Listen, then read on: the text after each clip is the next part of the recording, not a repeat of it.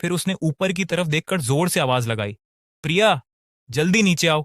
ऊपर कमरे में बैठी प्रिया ने जैसे ही आवाज सुनी, उसने खिड़की से नीचे झांका और सामने वही शानदार लैम्बोर्गिनी देख ली जिसका वह सपना देखती थी।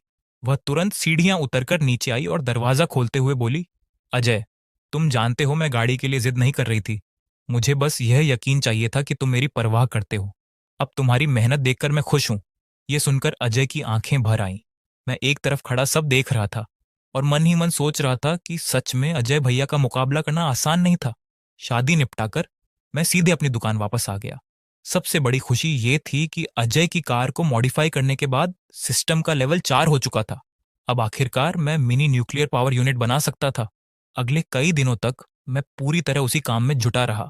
सिस्टम की योजना के हिसाब से एक एक पार्ट तैयार किया और पूरे एक हफ्ते की मेहनत के बाद आखिरकार वह चीज बनकर तैयार हो गई। मेरी हथेली से थोड़ा ही बड़ी एक छोटी सी डिब्बी थी, लेकिन उसके अंदर छिपी ताकत की कल्पना भी नहीं की जा सकती थी। उसे देखकर मैं बेहद उत्साहित था। अगर ये काम कर गई तो फिर बिजली के बिल की भी चिंता नहीं रहेगी। मैं उसे लेकर छोटू में लगाने ही वाला था कि तभी पड़ोस की कमला आंटी हांफती हुई दुकान में घुस आई। रोहित, बेटा जल्दी मेरी स्कूटी की बैटरी बदल दे। पिछली बार तुम्हारी दुकान बंद थी तो सामने वाली दुकान से बदलवाई थी। पता नहीं कैसी बैटरी लगाई, 2 से 4 किलोमीटर चलते ही जवाब दे देती है। जल्दी कर, मुझे पोते को लेने जाना है। उनकी बात सुनकर मैं परेशानी में पड़ गया क्योंकि दुकान में कोई नई बैटरी बची नहीं थी। तभी मेरी नजर हाथ में पकड़े उस छोटे डिब्बे पर पड़ी और मेरे दिमाग में एक खतरनाक आइडिया आ गया। मैंने मुस्कुरा कर कहा, ठीक है आंटी, अभी बदल देता हूँ। ऐसी बैटरी लगाऊंगा कि पूरी जिंदगी याद रखेंगी। इतना कहकर मैंने नई बनी मिनी न्यूक्लियर पावर यूनिट उनकी स्कूटी में फिट कर दी। फिर मैंने कहा, आंटी आजकल बैटरी चोरी भी बहुत हो रही है, इसलिए मैंने एक खास लॉक भी लगा दिया है। अब कोई इसे चुरा नहीं पाएगा। आखिर ये कोई साधारण बैटरी नहीं थी। अगर कोई चोर इसे उठा ले जाता तो बहुत बड़ी मुसीबत हो सकती थी। कमला आंटी खुश होकर पैसे देकर निकल गई। रास्ते में उन्होंने देखा कि स्कूटी की बैटरी इंडिकेटर की सुई लगभग हिल ही नहीं रही थी। उन्हें लगा कि नई बैटरी बहुत अच्छी निकली है, लेकिन उन्हें क्या पता था कि अब उनकी स्कूटी की बैटरी तब तक खत्म नहीं होगी जब तक पूरी स्कूटी कबाड़ न बन जाए। थोड़ी देर बाद वे अपने पोते चिंटू को लेकर लौट रही थी। रास्ते में रोज की तरह सब्जी लेने एक दुकान पर रुक गई। चिंटू को स्कूटी पर बैठाकर वे अंदर चली गई, लेकिन जब बाहर आई तो उनके होश उड़ गए। एक आदमी चिंटू को उठाकर पास खड़ी कार की पिछली सीट में डाल रहा था। कमला आंटी चीख पड़ी, मेरे पोते को छोड़ो। लेकिन तब तक कार स्टार्ट हो चुकी थी।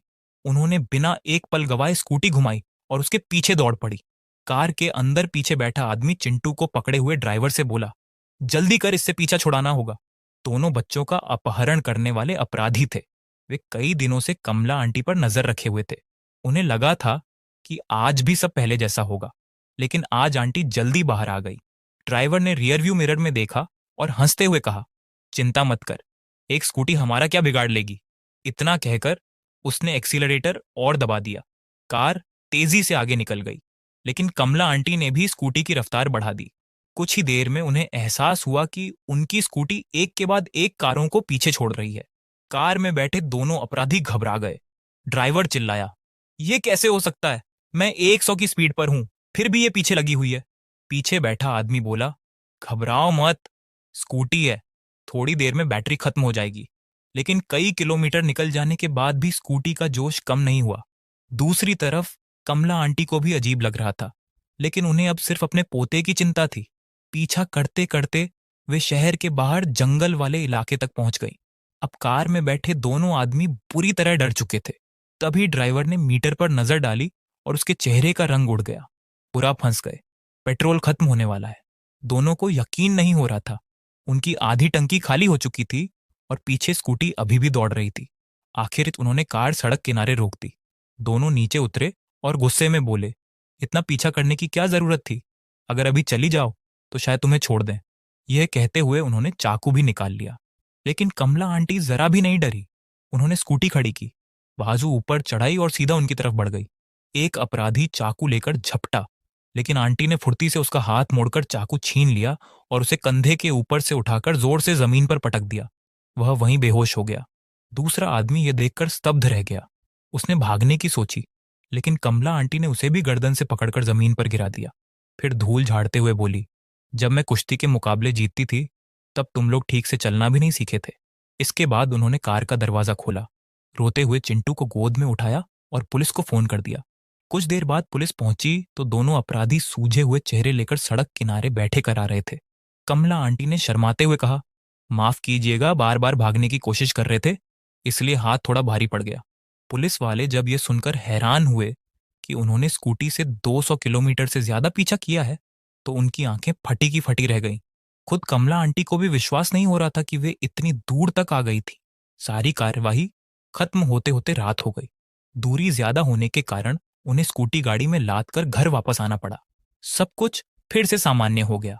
लेकिन उसी रात अंधेरे में एक परछाई चुपचाप कॉलोनी के पार्किंग एरिया में पहुंची। वह मशहूर बैटरी चोर विजय था। उसने तेजी से कई स्कूटी की बैटरियां निकाल लीं। लेकिन जब कमला आंटी की स्कूटी की बारी आई तो वह अटक गया। उसने कई बार कोशिश की लेकिन बैटरी का लॉक खुल ही नहीं रहा था। पहली बार उसकी चोरी की कला को चुनौती मिली थी। गुस्से में उसने एक पर्ची लिखी और वहीं छोड़कर चला गया। अगले दिन सुबह कमला आंटी ने देखा कि कॉलोनी में कई लोगों की बैटरियां चोरी हो गई हैं। घबराकर उन्होंने अपनी स्कूटी देखी तो बैटरी सही सलामत थी, लेकिन एक पर्ची लगी हुई थी। उसमें लिखा था, तुमने मुझे पहली बार हार का स्वाद चखाया है, लेकिन मैं हार नहीं मानूंगा। तुम्हारी बैटरी एक दिन जरूर लेकर जाऊंगा। ये पढ़कर कमला आंटी को लगा कि चोर कुछ ज्यादा ही फिल्मी है। जब पड़ोसियों को पता चला कि उनकी बैटरी बच गई है तो सब उनके आसपास इकट्ठा हो गए। कमला आंटी ने पूरी कहानी इतने मजेदार अंदाज में सुनाई कि बात पूरे मोहल्ले में फैल गई। नतीजा ये हुआ कि अगली सुबह जब मैंने दुकान खोली तो आधी कॉलोनी मेरे दरवाजे पर खड़ी थी। जब मैंने सबकी बातें सुनी तो मैं भी हैरान रह गया। एक रात में इतने सारे बैटरी चोरी हो गए थे और ऊपर से चोर धमकी भरी चिट्ठी भी छोड़ गया था। लेकिन हर स्कूटी में न्यूक्लियर पावर यूनिट लगाना मुमकिन नहीं था। मैंने लोगों से कहा कि गाड़ियां दुकान में छोड़ दें। फिर दूसरे गैराज से नई बैटरियां मंगवाकर सबकी स्कूटी ठीक कर दी। लेकिन मेरे सामने एक नई परेशानी खड़ी हो गई। अगर चोर फिर से बैटरी चुरा ले गया तो मेरी दुकान की बदनामी हो जाएगी।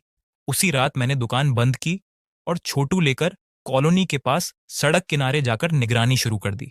पुलिस भी लगी हुई थी, लेकिन मुझे पता था कि उनके पास और भी जरूरी काम होते हैं, इसीलिए मैंने खुद पहरा देने का फैसला किया। कई दिन बीत गए, लेकिन चोर दिखाई नहीं दिया। धीरे धीरे पुलिस भी हट गई और सिर्फ कॉलोनी वाले ही निगरानी करने लगे। एक रात मैं कार में सो रहा था कि अचानक एक संदिग्ध आदमी बैग लेकर पार्किंग में घुसा। उसे देखते ही छिपे हुए लोग बाहर निकल आए। पकड़ो, यही चोर है। चारों तरफ से लोग उसे घेरने लगे, लेकिन वह कोई साधारण चोर नहीं था। पल भर में वह पार्किंग की छत पर चढ़ गया, फिर एक लंबी छलांग लगाकर दीवार पर पहुंच गया। जाते जाते पीछे मुड़कर बोला, अलविदा दोस्तों, फिर मिलेंगे। कॉलोनी वाले हैरान रह गए। किसी ने सोचा भी नहीं था कि बैटरी चोर इतना फुर्तीला होगा। वह तेजी से भागता हुआ कॉलोनी से बाहर निकल गया, लेकिन तभी उसके सामने एक अजीब नजारा आया। हवा में एक काली कार उड़ रही थी। पहले तो उसे लगा कि शायद आंखों का धोखा है, लेकिन ध्यान से देखने पर वह सचमुच पंखों वाली काली कार थी। वह एक पल को जड़ हो गया, फिर तुरंत दिशा बदलकर पास की झील की तरफ भागा। उसके बैग में छोटा ऑक्सीजन सिलेंडर था। उसने सोचा, पानी के अंदर से भाग निकलेगा। उधर मैं भी परेशान था। मैं उसका पीछा तो कर सकता था, लेकिन पकड़ नहीं पा रहा था। तभी मैंने देखा कि वह ऑक्सीजन सिलेंडर निकालकर झील में कूद गया। मैं मुस्कुराया और छोटू के पंख समेटकर सीधे झील में उतर गया। पानी के अंदर विजय ने जब कार को अपनी तरफ आते देखा तो उसके होश उड़ गए। उड़ने वाली कार, पानी में चलने वाली कार, उसकी सारी चालाकी बेकार हो गई। उसके पास तरह तरह के बच निकलने वाले उपकरण थे, यहां तक कि पैराशूट भी था। लेकिन इस तकनीक के सामने वह पूरी तरह लाचार था। पहली बार उसे सचमुच डर महसूस हुआ। वह मन ही मन सोच रहा था, मैं तो बस बैटरी चुराता हूं, मेरे पीछे इतनी हाईटेक मशीन लगाने की क्या जरूरत थी। कुछ देर बाद उसका ऑक्सीजन खत्म होने लगा और वह मजबूर होकर पानी से बाहर निकल आया। मैं भी कार किनारे लगाकर उसके सामने पहुंचा और बोला, तुम अब भी भागोगे या पुलिस को बुलाऊं? विजय ने मुझे घूर कर देखा और बोला, आज मैं तुमसे नहीं, तुम्हारी मशीन से हारा हूं, लेकिन एक दिन लौटूंगा। तभी पुलिस पहुंच गई और उसे गिरफ्तार करके ले गई। आखिरकार कॉलोनी की बैटरियां सुरक्षित हो गईं। मैं अभी यही सोच रहा था कि कहीं मेरी कार का राज खुल तो नहीं गया। तभी अगले दिन सुबह दुकान के बाहर एक जानी पहचानी वैन आकर रुकी। मैं चौंक गया। मम्मी पापा तो कुछ दिनों के लिए बाहर गए थे, इतनी जल्दी कैसे लौट आए? तभी पापा वैन से उतरकर बोले, क्यों बेटा, हमें देखकर ऐसे क्यों घबरा रहा है? कहीं कोई गड़बड़ तो नहीं की? मैं झेंपते हुए आगे बढ़ा और मुस्कुराकर बोला, अरे नहीं पापा, आप लोग इतनी जल्दी वापस कैसे आ गए? पापा बोले, बस देखने आ गए कि दुकान ठीक से संभाल रहा है या नहीं। तभी उनकी नजर दुकान के सामने खड़ी छोटू पर पड़ी। उन्होंने कार की बॉडी थपथपाई और बोले, ये ग्राहक की गाड़ी है क्या? अगर बड़ी दिक्कत हुई तो तुम्हारे बाप को बुला लेना। मुझे समझ आ गया कि अब सच छिपाना मुश्किल है।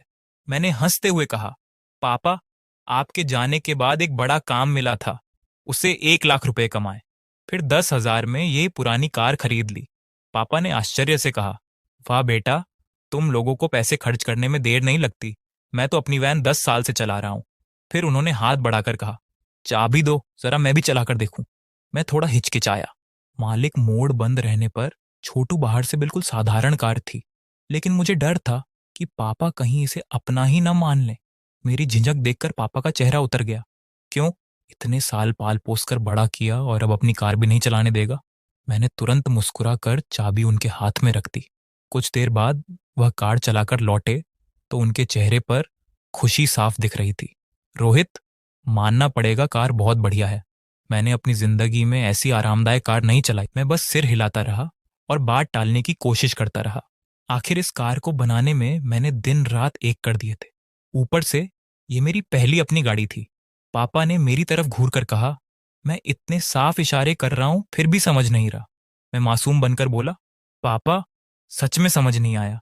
पापा ने नाक सिकोड़ते हुए मेरा हाथ पकड़ा और अपनी पुरानी वैन की तरफ खींच लिया।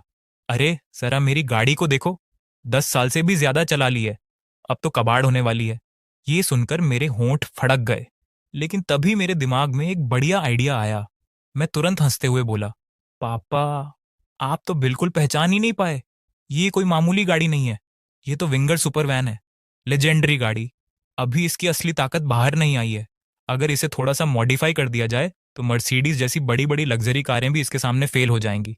और ऐसी गाड़ी सिर्फ आपके जैसे कामयाब आदमी को ही सूट करती है। लगता है अब मेरी बातों का असर हो गया। पापा की आंखों में चमक आ गई। वो बोले, सच में यह विंगर इतनी कमाल की है? मैंने तुरंत कहा, बिल्कुल। यह बात सिर्फ असली जानकार लोग समझते हैं, हर किसी को नहीं बताता मैं। पापा जोर से हंस पड़े। मेरे कंधे पर हाथ मारकर बोले, वाह बेटा, क्या बात कही है। ठीक है, ये गाड़ी मैं तुम्हें दे देता हूं और तुम्हारी सेकंड हैंड छोटू मैं चला लूंगा। ज्यादा इमोशनल मत होना, बाप हूं तुम्हारा, इतना तो कर ही सकता हूं। मेरे चेहरे पर अजीब सा भाव आ गया। सच में पुराने खिलाड़ी ही होते हैं। कुछ दिनों बाद पापा बड़े शान से मेरा छोटू लेकर निकल गए। मैं विंगर को देखता रहा, फिर दुकान का शटर गिराकर पूरे ध्यान से उसकी मॉडिफिकेशन में लग गया। 7 दिन और 7 रात की मेहनत के बाद मैंने उसे एक असली ट्रांसफार्मर कार में बदल दिया। उसमें माइक्रो न्यूक्लियर पावर सिस्टम लगाया और हाई लेवल आर्टिफिशियल इंटेलिजेंस भी डाल दिया। काम पूरा होने के बाद मैं उसे लेकर एक सुनसान जगह टेस्ट करने पहुंचा ही था कि तभी पापा का फोन आ गया। फोन उठाते ही वह उत्साहित होकर बोले, रोहित, कोई तेरी सेकेंड हैंड कार के लिए 1 करोड़ रुपए देने को तैयार है। यह सुनकर मेरी भौहें सिकुड़ गईं। छोटू, मैंने सिर्फ 10,000 रुपए में खरीदी थी। मॉडिफिकेशन के बाद उसकी बेसिक परफॉर्मेंस जरूर बेहतर हो गई थी, लेकिन उसकी कीमत 1 करोड़ रुपए होना नामुमकिन था। अगर कोई इतना पैसा दे रहा था तो मतलब साफ था कि उसे पता चल चुका था कि छोटू कोई आम कार नहीं है। मैं तुरंत बोला, पापा, वो लोग कहाँ हैं? अभी कुछ मत करना, मैं तुरंत पहुंच रहा हूं। लेकिन उधर से पापा हंसते हुए बोले, अरे वो तो कब के जा चुके, 1 करोड़ मिल रहे थे, इसमें सोचने वाली क्या बात थी? ऐसा बेवकूफ ग्राहक बार बार नहीं मिलता बेटा। मैंने आंखें बंद कर ली और थोड़ा नाराज होकर बोला, पापा, मेरी इजाजत के बिना मेरी कार कैसे बेच दी आपने? पापा शायद मेरी नाराजगी से हैरान थे।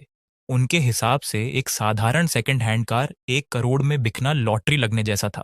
वह बोले, घबराने की जरूरत नहीं है। उन्होंने कहा है कि अगर कार वापस चाहिए तो कभी भी ले सकते हो, बस पैसे लौटा देना। मुझे मामला कुछ अजीब लगा। मैंने कहा, पापा, उनका नंबर भेज दीजिए, मैं खुद बात करता हूँ। जल्द ही मैंने नंबर मिलाया। हेलो, अभी मेरे पिताजी ने बताया कि आपने उनसे एक कार खरीदी है। असल में वो कार मेरी है। क्या मैं उसे वापस ले सकता हूँ? 1 करोड़ और जो भी एक्स्ट्रा देना पड़ेगा मैं दे दूंगा। लेकिन सामने वाला जरा भी हैरान नहीं हुआ। उसने शांत आवाज में कहा, बिल्कुल, पेनल्टी की कोई जरूरत नहीं। चलिए, मिलकर बात कर लेते हैं। उसकी आवाज सुनकर मुझे और अजीब लगा। ऐसा लग रहा था जैसे उसे पहले से पता हो कि मैं कार वापस लेने आऊंगा। मैंने ज्यादा सोचने के बजाय उसके भेजे हुए लोकेशन पर पहुंचना ही सही समझा। वहां दो आदमी मेरा इंतजार कर रहे थे। उनमें से एक की उम्र करीब 40 साल थी। उसने गोल्डन फ्रेम का चश्मा पहना हुआ था और काफी सभ्य लग रहा था। मुझे देखते ही वह मुस्कुराकर बोला, नमस्ते, तुम ही रोहित हो ना? मेरा नाम डॉक्टर राजीव मेहता है। नाम सुनते ही मैं थोड़ा रुका, उसके चेहरे को ध्यान से देखा और फिर मेरी आंखें फैल गईं। डॉक्टर राजीव मेहता राष्ट्रीय विज्ञान संस्थान के मशहूर वैज्ञानिक। वह मुस्कुराकर सिर हिलाने लगा, जैसे उसे पहले से पता था कि मैं उसे पहचान जाऊंगा। वह देश के सबसे युवा वैज्ञानिकों में से एक था और अक्सर सरकारी चैनलों पर दिखाई देता था। विज्ञान में थोड़ी भी दिलचस्पी रखने वाला शायद ही कोई इंसान हो जो उसे न जानता हो। मैं अंदर से हिल गया। जिसने पापा से 1 करोड़ देकर छोटू खरीदी थी, वह कोई आम आदमी नहीं बल्कि राष्ट्रीय विज्ञान संस्थान का वैज्ञानिक निकला। इसका मतलब साफ था कि अब मेरी तरफ सरकार का ध्यान जा चुका था। तभी उसके बगल में खड़े दूसरे आदमी ने कहा, पहले अपना परिचय दे देता हूं। मैं सेना से हूं। मेरा नाम कर्नल हरीश चौहान है। फिर उसने सीधे मेरी आंखों में देखते हुए पूछा, 13 दिन पहले समुद्र के ऊपर जो उड़ने वाला वाहन देखा गया था, उसे क्या तुम चला रहे थे? यह सुनते ही मेरा दिल धक से रह गया। मैं भूल ही गया था कि सेना के पास रडार होते हैं। मेरी प्रतिक्रिया देखकर कर्नल हरीश सब समझ गया। उस दिन उन्होंने पूरे इलाके की तलाशी ली थी, लेकिन उन्हें सिर्फ समुद्र किनारे गाड़ी के टायरों के निशान मिले थे। पहले तो उन्हें विश्वास नहीं हुआ, लेकिन जांच आगे बढ़ाने पर पता चला कि वे निशान एक साधारण काली कार के थे। वे लगभग केस बंद करने वाले थे। लेकिन जिस रात विजय नाम का चोर पकड़ा गया था, उसी रात उन्होंने अपनी आंखों से उस काली कार को उड़ते और पानी में उतरते देखा था। तब उन्हें यकीन हो गया कि वही रहस्यमयी उड़नयान था। पूरा सैन्य विभाग हैरान रह गया और उसी रात राष्ट्रीय विज्ञान संस्थान से संपर्क किया गया। कई दिनों तक उन्होंने कार की तकनीक समझने की कोशिश की, लेकिन कुछ हाथ नहीं लगा। आखिरकार कर्नल हरीश ने पापा से कार खरीद ली, लेकिन डॉक्टर राजीव मेहता जैसे वैज्ञानिक भी उसकी तकनीक नहीं समझ पाए। फिर कर्नल हरीश ने थोड़ा नरम होकर कहा, रोहित, घबराने की कोई जरूरत नहीं है। हम सिर्फ पुष्टि करना चाहते थे और यह भी जानना चाहते थे कि इस कार का असली निर्माता कौन है। मैंने राहत की सांस ली। सरकार का ध्यान इस कार पर जाना स्वाभाविक था, लेकिन इतनी जल्दी सब पता चल जाएगा, इसकी उम्मीद नहीं थी। मैंने सीधे कहा, कार मैंने ही मॉडिफाई की है। इसमें कोई गैर कानूनी बात तो नहीं है? मेरा जवाब सुनकर दोनों ने गहरी सांस ली और मुझे और गंभीरता से देखने लगे। डॉक्टर राजीव मेहता की आंखों में चमक आ गई। रोहित, हमें इस कार में बहुत दिलचस्पी है।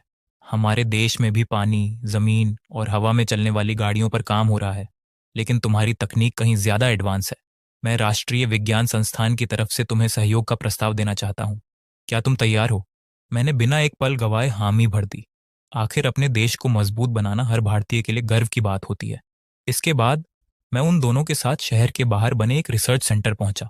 डॉक्टर राजीव मुझे एक कॉन्फ्रेंस रूम में ले गए, जहां कई बड़े वैज्ञानिक बैठे हुए थे। जैसे ही उन्होंने सबको बताया कि पानी, जमीन और हवा में चलने वाली कार बनाने वाला मैं हूं, कमरे में मौजूद सभी लोग हैरानी से मुझे देखने लगे।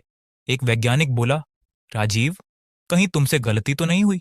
ये लड़का तो मुश्किल से 20 से 22 साल का लगता है। दूसरा बोला, हाँ, इतनी एडवांस टेक्नोलॉजी इसने कैसे बना ली? सच तो ये था कि डॉक्टर राजीव को भी शुरू में यकीन नहीं हुआ था, लेकिन सेना की जांच गलत नहीं हो सकती थी। उन्होंने सबकी तरफ देखते हुए कहा, मुझे पता है कि आप लोगों के मन में बहुत सारे सवाल हैं, इसीलिए मैं रोहित को यहाँ लाया हूं ताकि वह खुद आपके सवालों के जवाब दे सके। इतना कहकर उन्होंने मेरी तरफ इशारा किया। मैंने भी कुछ नहीं छुपाया। सिस्टम से मिले डिजाइनों और मॉडिफिकेशन योजनाओं को मैं पूरी तरह समझ चुका था, इसीलिए उन्हें समझाने में मुझे कोई दिक्कत नहीं हुई।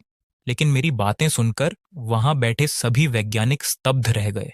एक उम्रदराज वैज्ञानिक कांपते हाथों से अपना चश्मा ठीक करते हुए बोले, रोहित बेटा, क्या तुम हमें बता सकते हो कि तुमने ये सब ज्ञान कहाँ से हासिल किया? बाकी लोग भी तुरंत सहमति में सिर हिलाने लगे। उनके सामने बैठा एक नौजवान ना सिर्फ थ्योरी में बल्कि प्रैक्टिकल काम में भी ऐसी ऊंचाई पर पहुंच चुका था कि यकीन करना मुश्किल था। सबकी हैरानी भरी नजरों को देखकर मैंने सोचा और कहा, मुझे बचपन से ही मशीनों का शौक था। घर में कार रिपेयर की दुकान थी, तो जो भी आइडिया आता था उसे आजमाता रहता था। बस ऐसे ही ये कार बन गई। लेकिन मेरी इस बात ने सबको और ज्यादा हैरान कर दिया। बिना किसी बड़ी पढ़ाई या ट्रेनिंग के सिर्फ अपने दम पर इतनी एडवांस टेक्नोलॉजी बना लेना उनके लिए किसी चमत्कार से कम नहीं था। अब कमरे में मौजूद हर शख्स पूरी तरह मेरी काबिलियत मान चुका था। मुझे लगा कि अब मेरा काम खत्म हो गया है और मैं वापस जा सकूंगा। लेकिन तभी डॉक्टर राजीव ने मुझे रोक लिया। रोहित, एक और मदद चाहिए। ये काम भी तुम्हारे ही क्षेत्र से जुड़ा हुआ है। मेरी आंखें चमक उठी। मैंने तुरंत पूछा, क्या आपकी कार खराब हो गई है? कोई बात नहीं, कहाँ है? मैं अभी ठीक कर देता हूँ। डॉक्टर राजीव हंस पड़े। कार नहीं है, मेरे साथ चलो, सब समझ जाओगे। इतना कहकर वह मुझे एक हेलीकॉप्टर तक ले गए। मैं मन ही मन सोच रहा था कि हम मेरी छोटू से भी जा सकते थे, लेकिन उन्होंने बताया कि जहां जाना है वहां किसी बाहरी वाहन को ले जाने की अनुमति नहीं है। ये सुनकर मेरे मन में कुछ अंदाजे बनने लगे। थोड़ी देर बाद हेलीकॉप्टर की खिड़कियां पूरी तरह ढक दी गई और मुझे बाहर कुछ भी दिखाई देना बंद हो गया। इससे मेरा शक और मजबूत हो गया। काफी देर बाद हेलीकॉप्टर उतरा। नीचे उतरते ही मैंने देखा कि चारों तरफ हथियारबंद सैनिक खड़े थे। मैं और डॉक्टर राजीव कुछ देर इंतजार करते रहे। फिर कुछ लोग हमारी तरफ आए। सबसे आगे एक मजबूत कदकाठी वाला अधिकारी था जिसके कंधों पर चमकते हुए सितारे लगे थे। डॉक्टर राजीव उसे देखकर बोले, कर्नल चौहान, हमें वह चीज दिखाइए। कर्नल चौहान ने मुझे शक भरी नजरों से देखा। डॉक्टर राजीव तुरंत बोले, यह वही विशेषज्ञ हैं जिनके बारे में मैंने बताया था। कर्नल चौहान ने मुझे ऊपर से नीचे तक देखा और साफ लग रहा था कि उन्हें मुझ पर भरोसा नहीं है। तब डॉक्टर राजीव ने मुस्कुराकर कहा, कभी कभी कम उम्र के लोग भी बड़े कमाल कर जाते हैं। मुझ पर भरोसा रखिए। इसके बाद कर्नल चौहान हमें एक कड़ी सुरक्षा वाले गोदाम में ले गए। गोदाम के बीचों बीच एक बड़ी चीज काले कपड़े से ढकी हुई थी। उनके इशारे पर एक सैनिक ने कपड़ा हटाया। नीचे जो था उसे देखकर मेरे चेहरे के भाव ही बदल गए। अगर अच्छे शब्दों में कहूं तो वह एक लड़ाकू विमान था और बुरे शब्दों में कहूं तो कबाड़ का ढेर। डॉक्टर राजीव मेरी शक्ल देखकर थोड़ा असहज हो गए। उन्होंने कहा, रोहित, हमने तुम्हें यहां इसलिए बुलाया है कि तुम देख सको कि इसे ठीक किया जा सकता है या नहीं। मैं दंग रह गया।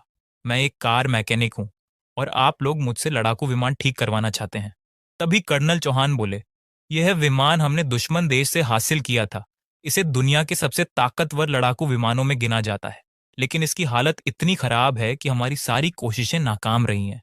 हम इसकी तकनीक भी नहीं समझ पाए। मैंने विमान को फिर से देखा। मुझे यकीन नहीं हो रहा था कि यह कबाड़ कभी दुनिया का सबसे बेहतरीन विमान माना जाता था। मैंने डॉक्टर राजीव से कहा, मुझे नहीं लगता कि मैं ये कर पाऊंगा, लेकिन उन्होंने मेरी बात काट दी।